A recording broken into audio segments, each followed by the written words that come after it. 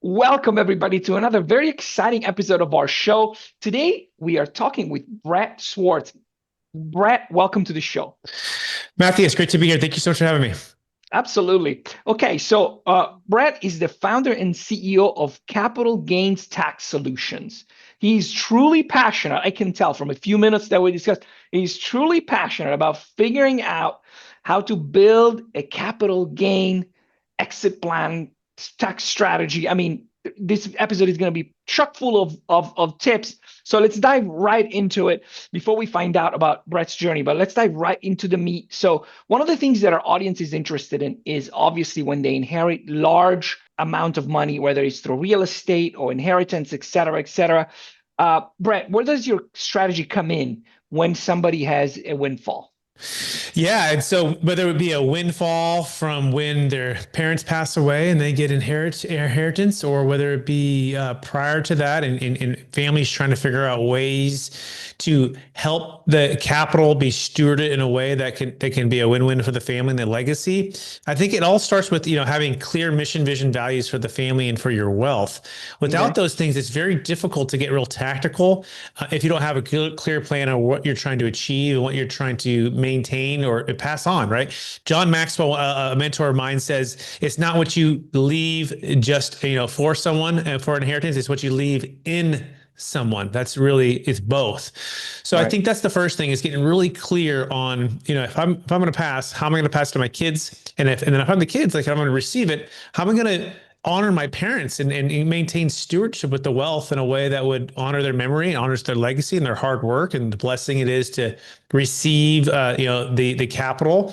And so all of those things are in play. So it just kind of depends on what side you're on. I would say that for both sides, generally speaking, the first thing we start with tactically, though, is what's called truly passive income. Okay. We believe that truly passive income is to your freedom and impact as compounding interest is to your money. And once you Nice. understand how powerful that statement is, you do everything you can to get to that point for yourself, for your family, for your kids, because it unlocks the opportunity for more time to make a bigger impact with your family, a bigger impact on things you want to make a difference in this world with, and a chance to practice transformational exit planning.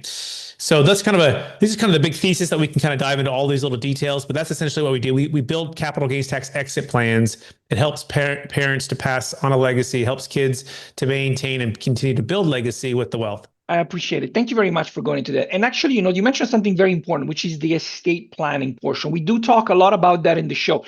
We talk about planning for the future.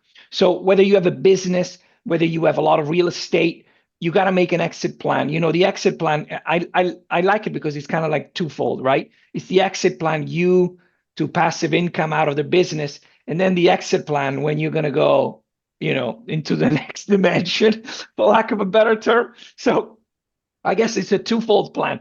Now, tell me exactly, like, when somebody comes to you and they say, "Look, Brent, I'm interested in this thing," because over the internet there's a lot of like passive income this, passive income that, blah blah. How do you approach when somebody comes to you? What is the first step? Do you go over their assets? Do you figure out what their plan is? Walk me through that a little bit, please. Great. Yeah. Well, we first start with what matters to you the most. It's the most Hmm. important question because a lot of things matter. And the problem is when you have diluted focus, you get diluted results. Right, A lot right. of us show up with too many things, too many Hmm. things on our plate, too many different income streams, too many different, investment ideas, too many different either businesses or such. And so what we found is just the opposite. Like if you can get to what's called truly passive income, Hmm. 10, 20, 30, 40, $50,000 per month, whatever number it is for you and your family, and meaning you have no shoes, no shirt, no problem. You're Kenny Chesney on the beach playing a guitar, and you've got your glasses and you got your drink in one hand, maybe, but you're also playing the guitar. And you have this consistent, durable income that's showing up every single month. You can sleep well at night. You understand the real estate. You understand the stocks. You understand the debt. You understand the business venture. You understand where the money's coming from. This is so important. It gets missed because a lot of us maybe have been taught to outsource that conviction to somebody else, Right now, there's a good place for financial advisors. Now, I actually consider myself a real estate investment advisor. And it's part of what I do. People look for me to be able to guide them into amazing real estate investments. Okay. And so we work as a team and we kind of form fractional family offices to help people achieve this. But I wanted it for you. And the key here is a guide, right? I don't want to be the hero. I want to be the guide to help them on their journey. And so here's an example. We had a client, they sold, a married couple. Actually, they're in Hermosa Beach, Redondo Beach. They did a 1031 exchange into a property up in Sacramento, California, 15 units. The net worth was about 2.5 million for this property. Their basis is very low. And they had two twin daughters. In fact, they had them a little bit later in life, right? But here's the challenge. They were finding that they were spending a lot of their time at this property that was 2, 3, 4, 5 hours away. They had rental control, right? That was going on. They had fires that were maybe going to burn the whole property down. They had property insurance that had tripled. They had toilets, they had trash, they had termites. They had all of these challenges and they had the millions of dollars. And so I said to him, Warren and Catherine, it's actually the client. You can watch them on my YouTube channel. What matters to you the most? And I said, take it all back. And they said, you know what it is? It's time with our two twin daughters before they're 18. That mattered to them the most. And I said, okay, what's the obstacle that's holding you away? Well, Warren's having to drive on the weekends, 2, 3, 4, 5 hours, sitting in traffic, and it's taking away from our family time. Right. I said, all right, well, what if we can build a plan that encourages you to spend or have more time with your twin daughters and decreases any of the toilets, trash, and termites? He said, it's amazing. Tell us about it more. I said, great. We're going to build a plan where you sell the asset at high, pay off all of your debt, get diversification. In fact, we're going to increase your cash flow from 120 to 190, which we did. Okay. And you're going to have more time with your twin daughters. They said, where can we sign up? When can we get this going? And this is exactly what we did. And so we sold their property, we deferred all of their tax, and we deferred it into a trust that pays them back slowly over time. And this is the power of truly passive income. They were able to invest into real estate assets that were passive, real estate debt that had double-digit returns, diversify into some stocks, right? Into some liquidity. And you add this up, you have liquidity, diversification, you're out of debt, and they have more time, what matters to them the most. And so this is what's called transformational exit planning. And it changes everything's for families once they grasp that you already have maybe the millions. It's stuck into the property, it's stuck into the primary home, it's stuck into Bitcoin, it's stuck into business. But if you make just a couple shifts, sell, build a plan with a team like us, and as a guide, help you to get into investments that are not only you have certainty of conviction, but are truly passive. All of those things combined equal transformation for families. Got it. So the assets that you're recommending, I mean, are you dealing with DSTs? Is that what you are selling?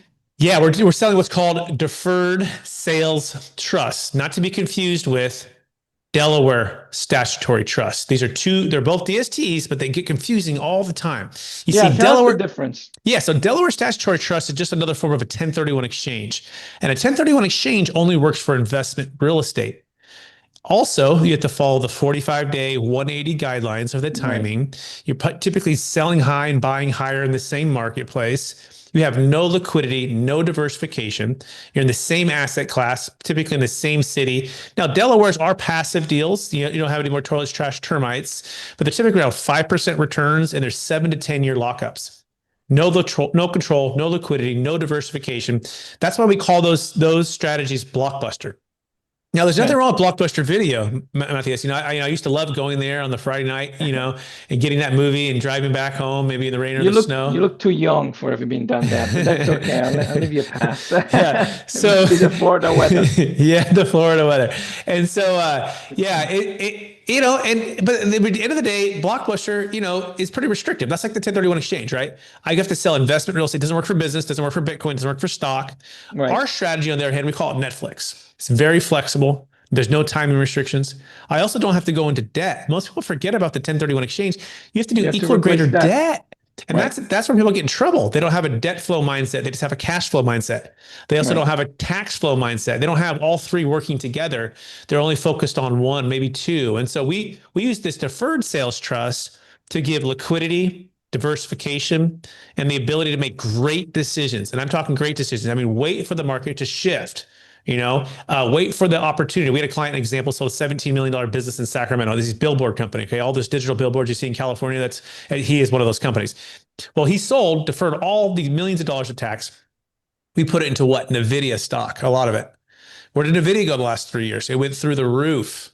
So he sold high on his business, diversified, and one example into like a NVIDIA stock went through the roof. Another client, a $13 million business sale, or sorry, a real estate sale, car wash, is kind of a hybrid in San Diego. Where do they put the money? Well, we diversified into real estate debt, a lot of it. They also had a certainty of conviction on Bitcoin. They bought Bitcoin at 40,000 a coin. Well, just a few days ago, as we were recording this, Bitcoin hit over $120,000 a coin, right? That's pretty remarkable. Now, he also diversified into some stocks that have done very well. He's diversified into some real estate, hard equity or equity deals and debt deals. So we diversify. That's the key. He didn't just keep it all sitting in one property in San Diego, or even worse, sold it for 13 million, moves it into another one. And then all of a sudden he's taken on all this debt and the market shifts. And now you're just playing catch up for the next few years, right? It doesn't make sense to go to Blockbuster. This is why we use the Deferred Sales Trust and we consider it Netflix. Got it. Okay, so let's talk a bit. Let's talk a sec. Everybody's familiar with a 1031 exchange. You know, you sell, you have to replace both debt and equity in the property. Like kind properties, you know, you could buy anything that you're using as an investment, so you don't have restrictions. People do buy all over the country nowadays. But my question is, you saying you don't have to replace the debt with your strategy? Correct. And so to the extent you don't have debt in excess of the adjusted basis, here's a little caveat here, getting a little technical. To the extent that your adjusted basis, let's say it's zero, and your debt is zero, then we can and you've only done straight line depreciation, we can do 100% tax deferral. Another scenario, let's say your debt is 1 million and you're selling for 5 million and you have a zero basis. Well, that's a $1 million debt over adjusted basis. That amount we cannot defer. That's a taxable event. So there are a few little carve outs here, you know, and so, but what can you do? You can if you do an investment real estate sale, sometimes we'll combine 2 or 3 strategies. In fact, we've done multiple, what's called bifractured 1031s. We'll do a partial 1031 exchange via a Delaware statutory trust, and then we'll do a partial deferred sales trust. I'll give you an example. I had a client, $6 million land sale in Texas.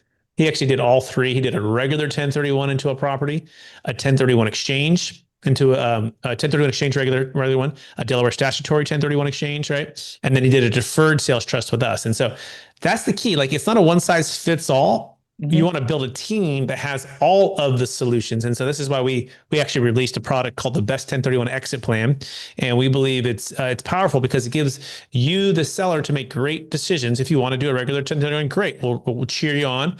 But if it fails, we can save that failing 1031 exchange. Or you might say, hey, maybe I'll do 50-50. Cool. We can do 50-50 or whatever percentage you want to do. You brought up depreciation. You talked about straight line depreciation. What type of recapture of depreciation is when you do cost segregation? Do you know, like, a lot of people now are accelerating depreciation. And so the question is, when I'm selling, if I'm not doing a 1031 exchange, what is going to happen with that depreciation? It all depends. Check with your CPA and how you've reported it, how you've taken it. Would you take it on equipment? What did you take it on a plane? Did you take it on a piece of property? How many years did that, when did you get that cost segregation study? And it was 2 years ago, a year ago, was it 10 years ago? So all of these things will determine your tax liability. Check with your CPA. But yeah, the end of the day, I do love the new big, beautiful tax bill. It has 100% bonus coming back. That's great. But realize it's just it's a deferral too, right? And so you want to be careful as you're buying these deals. Make sure that you have typically, I like to say, a 5 to 7 or least hold period if you're doing cost seg, right? If you're doing 1 to 3 years, it's probably not smart. 3 to 5 is kind of in the gray. 5+ years, I think, is a better type of hold for those kind of things. Now you could roll that into a 1031 too, which it's a good strategy as long as you can find that deal. And again, I'm not saying I'm against 1031s. I just want to make sure that you're buying it based upon the intrinsic value of the real estate. You're not buying it just because you want to defer the tax, if that makes sense. Right. Yes. And the same thing happens, when we buy real estate for depreciation purposes. In my business, I'm a real estate agent. I'm a real estate broker. So I can depreciate against my broker income, my realtor income. So I agree with you in the fact that don't chase the depreciation just for that reason. Buy an asset that you like. Let's go back a little bit. You talk about 100% passive. And you know what? There's also a lot of that out there. Like people want to say, like, you want to spend time with your kids, your grandkids, perfectly fine. The question is that there is a segment of the population. There are some people that don't want to be passive, that they get bored when they're home. They get bored staying on the beach after a while. So they want a little bit of an involvement. How do you deal with clients who are like, look, they come to you and say, Brett, I'm perfectly fine setting 10 million aside to be passive, to give me the income so that I don't have to worry about it. But I want to be active. I mean, a lot of us love the deal, chase the property, get the deal. There's a passion for that. There's a passion for putting deals together, getting people to do stuff. So how do you approach with people who want a little hand in their business still? Yeah. So how do you approach what we call it, the purpose-driven entrepreneur who wants to get back and be active and be aggressive and find deals and do deals? This is the beauty of the Deferred Sales Trust. It gives you the ability to be an active entrepreneur or a passive retired person or somewhere in between. So watch this. We had a client, in fact, this is his exact quote. He goes, I'm an entrepreneur and I don't like to be boxed in. So what I love about working with Capital Gains Tax Solutions, our company, and the Deferred Sales Trust, is it gives me the ability to be an entrepreneur or to be passive. But here's the key: to keep my powder dry until a deal comes up. And so he Right. sold a $3 million business in Tennessee, and he was looking to build multifamily properties as a developer. And so he Okay. partnered with the trust, and this is kind of the best kept secret for what we do, where you can partner with the trust, and the trust becomes what's called a silent joint venture partner. So watch this: the trust puts up the capital, all tax Okay. deferred, and he used that capital to build from the ground up. You are in Beverly Hills. You probably know developers who build these mansions and these luxury, beautiful properties that are worth 5, 10, 20, $50 million. The challenge is they don't want to do a 1031 exchange because they want to go buy land and do it again. Well, that's why the 1031 exchange is not a good fit for that. For our strategy, they can sell the 10, 20, 30, $100 million deal, defer the tax, and this becomes like it's the banking source for their next deal. Okay. It's not Okay. they can't borrow from the trust, but they can joint venture partner with the trust. But it's kind of like they borrowed from themselves, but the trust puts up the capital as a silent partner, and they can use that to develop investment real estate, build an apartment complex. We had another client, she exited $5 million of Bitcoin at 54,000 a coin, and she's worth $100 million worth of Bitcoin now. But she took that five, deferred all the tax, lives in California, and used 4 of the 5 to start an online like Khan Academy, like education for kids.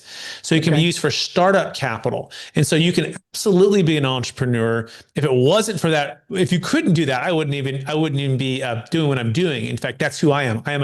I'm a real estate entrepreneur by trade, multifamily broker by trade, started at Marcus and Militap. And I saw Okay. firsthand the top best people in California who were buying apartment complexes get crushed by the 2008 crash for exactly what we're talking about. They didn't know that they could get out of debt, get diversified, get on the sidelines to be able to be the best they could be when the market shifted. Instead, they were stuck in the 1031. Some lost half or all of their wealth because they didn't have our strategy. They didn't have our team to help them execute. Let me ask you a question. Since you were in the multifamily space, what are your is there a place in your strategy for multifamily syndicators? That seems to be the hot things now. From since Grant Cardone started, now a lot of people are doing the same thing. Is that something where your trusts are investing in? 100%. And so, in fact, we actually work with a lot of multifamily funds and multifamily syndicators. And what we say is don't raise capital, unlock it. And the way you unlock capital is by solving capital gains tax exit plan challenges in the front end. Because where's your capital coming from? Bitcoin, business sales, real estate sales, and the capital is locked up and they're facing 20 to 50% capital gains tax depreciation recapture. And so we come in and say, hey, let's build a plan where you can exit, defer the tax, and go right into deal. I'll give you a couple examples. I had a client in Colorado. They're selling a $8 million piece of a business, 50-year business in the family forever, and no depreciation. Is going to get crushed with millions of dollars of tax. Instead, we built a plan where they can defer the tax on the sale of the business, and it went all into real estate investment passive funds. And then they sold another piece of real estate, same thing, put into the same trust, went into real estate passive funds. So the answer is yes. Our strategy is perfect for the multifamily operator, syndicator, fund manager, as well as the financial advisor or CPA or real estate agent who's looking to win that luxury real estate deal. In fact, I have a story for that too, real fast. A client of mine, he was the number one real estate a Keller Williams agent in the world, multiple years in a row, and he would sell about $100 million in Palo Alto real estate every single year in this small kind of square block. And so this property's off of University Avenue. And so he calls me and says, Brett, I'm selling my property, and here's why. I have 6 kids. They're all gone. All of my equity is tied in my property. I have a lot of debt that I've cashed out, refied over the years.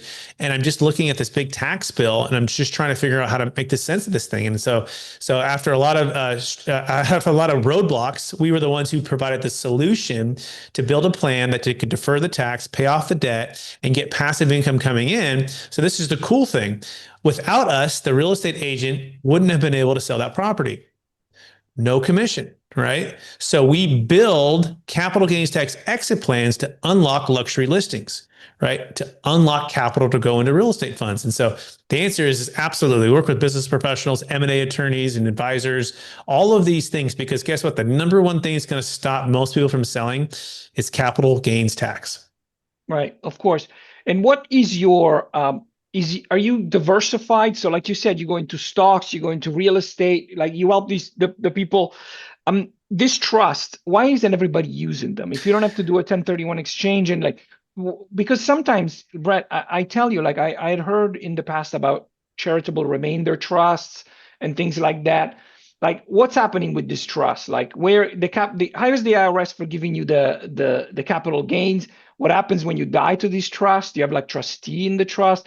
I have so many questions. We could talk for 3 hours, but quickly, give me some idea of all these concerns I have.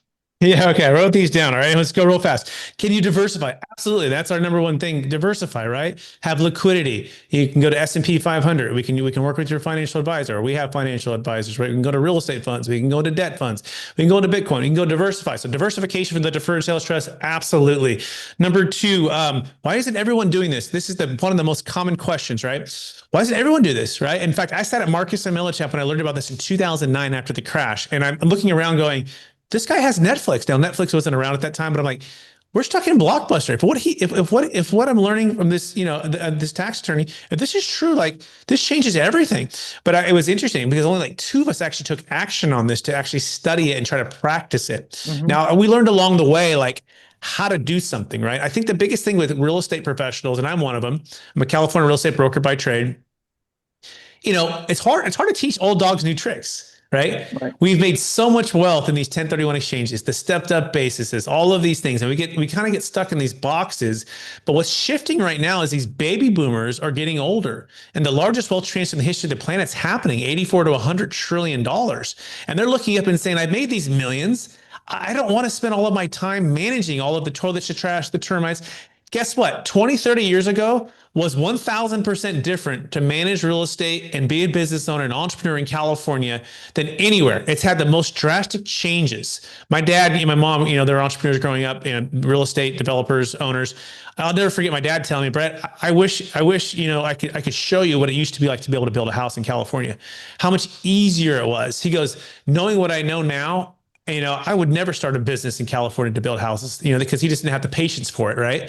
And so it's a whole shift. And they also want to focus on mission, vision, values, and stewardship of the capital because they're running out a certain amount of years. The average American male lives 70 years. The average female, 73 years, right? So you're looking at this time that's shrinking away and all of this capital. So I think that's a part of the shift is now happening where they're finally exiting. The next part would be most CPAs and tax attorneys or even real estate agents don't know about this. Now, on the real estate agent side, to be quite frank, and I'm a real estate broker by trade, and I totally get this, most don't want you to know about this. They want to keep you in the 1031 exchange, and the reason is how they get paid. It's the same reason, and part of the strategy is for a financial advisor to move someone out of real estate into financial advising. Well, they don't get paid on the real estate commission, but they get paid on the accounts under management. So you have to follow who gets paid where. Now, from my perspective, I'm a trustee. That is my role. Right. I try to be agnostic. I try to say, what would I do if I was in their shoes? What would I want? And I lay out the options for them. And guess what? I increase my listings. I increase my opportunities. Now I basically refer all my business out now because we help people across the country with these transactions. And I train agents like yourself and all people across the country on this. But my point of it is, you have to be open-minded enough to say there's something different than the 1031 exchange. At this point, there's been thousands of transactions, billions and billions of assets sold using it, over 2.5 dozen audits. But here's the reality. You'll look up, and even if you search this right now, you will find 1031 exchange accommodators that will basically try to package it into some other strategies that have failed, that have been on the dirty dozen or the IRS watch list. And people out of fear sometimes just go, oh, that must not be, it sounds too good to be true. So I don't know. I'm just going to stick with my regular 1031 exchange. But the reality is we've had thousands of transactions. We've never had a single change. One of the biggest deals is in San Diego for $125 million. I think you got to tell a better story. And I'll kind of finish with this piece right here. And the gentleman that helped me with this is, I can tell you all the logical reasons of why you should say, yeah, Brett, I believe that it works and it's great and all the things, but you got to tell a better story. And part of the better story is a gentleman named David Young. And if you go to my YouTube channel, you can watch me interview David. Now, you may not know who David Young is, but you may know a guy named Bill Gross. Well, Bill Gross and David Young built a company called PIMCO. And PIMCO is one of the largest money, bond managers in the world, one of the most respected in the world. They built it up from 80 billion to 1.2 trillion like 20 years ago. They all get a big retired payday. And like 5 of the guys that were on the leadership team joined David actually in LA. And they're one of the top, kind of financial groups in the country at this point, maybe even the world. And they manage some of the biggest money in the world. Now, long story short, they vetted our strategy about 6 years ago. And like most of us, they hear it for the first time and say, it's too good to be true. We would have known about it. Why isn't everyone doing it? And we say, look, David, it's different. Take your time, vet the strategy, talk to your legal team, go through it, sign the NDAs. They did. They did a 2-year due diligence, right? They took their time. Well, after 2 years, guess what? They said there's 2 conclusions we came to. Number one, the tax attorney who created this is my business partner. He's the smartest guy we ever met. Number 2, we're all in. We're in the inner circle. So they're a part of our inner circle team. So anyone, Matias, anyone who's in your circle, anyone who's listening to this podcast, I ask him this one simple question. If it's good enough for David Young and his legal team, who manage some of the biggest wealth in the entire world, is it good enough for me, Matias, and your CPA, who might be a skeptic? Got it. That makes sense. Now, Brett, how do you get paid? So we get paid based upon the AUM, and we do a trustee management fee, right? And so it's an ongoing recurring fee. My business partner tax attorney gets a one-time legal fee to set it up and provide legal and audit defense. And we typically return 8, 9, 10% net of recurring fees. So like, let's say $1 million goes in and you defer 300,000 or 400,000 of tax. So instead of having 600,000 or 700,000, there's now $1 million.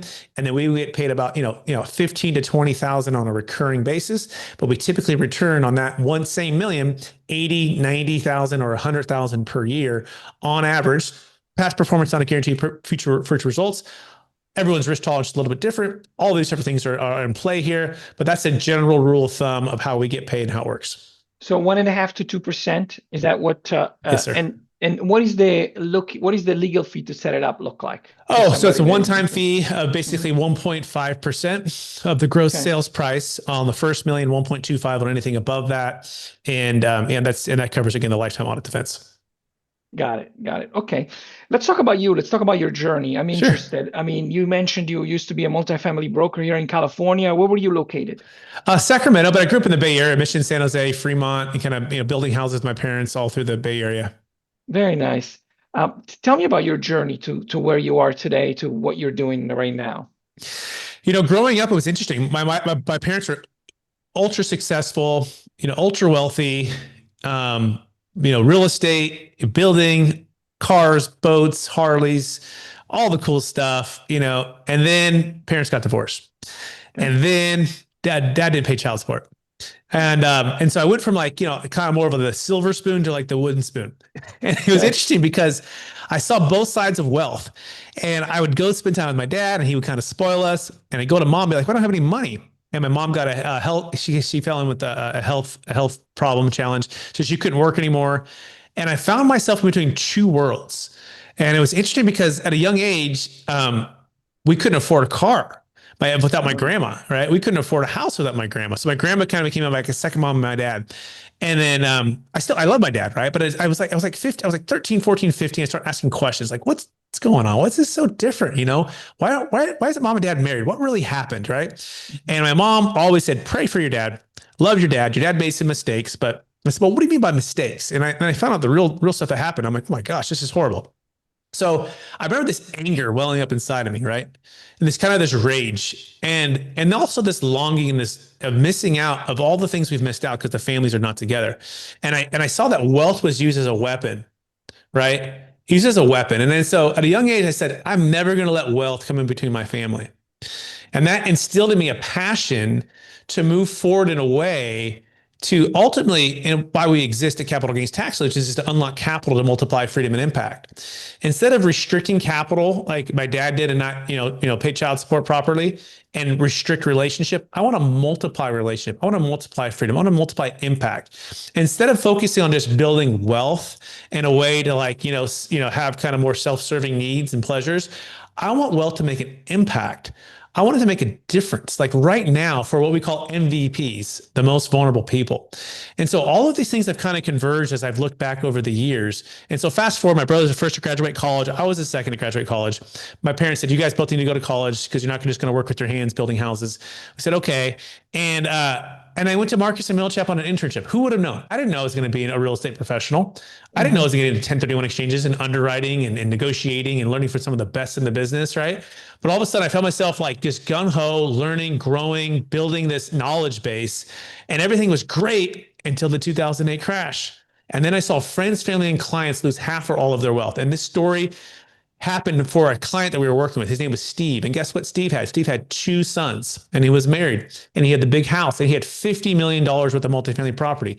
My brother and I are about 2 years apart. His kids are about 2 years apart. I sat down with Steve. Hey, Steve, you got all this money, all this wealth. What do you, but you're kind of over leveraged and, maybe you should get out. The market's pretty hot. This is like early 2007. Steve goes, I can't, Brett. If I sell, I'm going to get crushed with capital gains tax. Or if I sell, I'm going to overpay for these properties. Mm-hmm. Like I'm stuck in between the rock and a hard place and I got all this debt. I don't even know if I can qualify for the debt now with these prices. So he couldn't do anything. And I said, no, I don't blame you, Steve. You're right. Mm-hmm. We walked away out of that meeting and didn't help him. Guess what? The next 3 years, he lost everything, all of his properties, his house on the hill, his marriage, really his children. Because guess what? Now he's not spending time with his kids. All of the flashbacks came back to my brother and I. And everything that happened with my parents. And I remember sitting there going, if there was a way that we could help Steve, the number one cause of divorce, money fights, money problems. I don't know. Could have the Deferred Sales Trust, could our team, if we had built something that would have put more time with his family, get him out of debt, get him diversified, capital gains tax deferral, could we have potentially saved his marriage? I don't know. But if there's a hope for that, for what we do, that is our passion. That is my passion. That is my calling, right? So we're on this mission to help clients, help families, high capacity families, high net worth individuals, build capital gains tax exit plans to multiply their freedom and impact. And that's my story. And I have 5 kids now. I've been married 16 years. My wife and I now live in Florida. We moved from California. California will always be our home, but we live here on the East Coast. And we focus like a laser on just helping families, kind of like what my family was and what Steve's family was. Very nice. Thank you for sharing that with us. Now, before I let you go, we have to do a plug. I want people to, if they need to get a hold of you, I want you to tell me the website, what the best number is to get a hold of you, email. You mentioned the YouTube channel a couple of times. Please plug that too, because I love to send people to YouTube because videos are just awesome nowadays to learn stuff. So let's hear it. Yes. So first of all, the Building a Capital Gains Tax Exit Plan is our book. It's our best-selling book. You can get that on Amazon. We have Kevin Harrington from Shark Tank. We also have Tony Robbins, CPA, in the book as well, and a number of other amazing top real estate professionals, multifamily, mobile home park folks. And it's my journey on building capital gains tax exit plan. A lot of what I just shared with you. And you can buy this now. It'll help you as the real estate agent or CPA, financial advisor, and you as the client understand everything behind the Deferred Sales Trust and all of the strategies you've been talking about. You can go to brettswarts.com if you want to follow me on all of my social medias.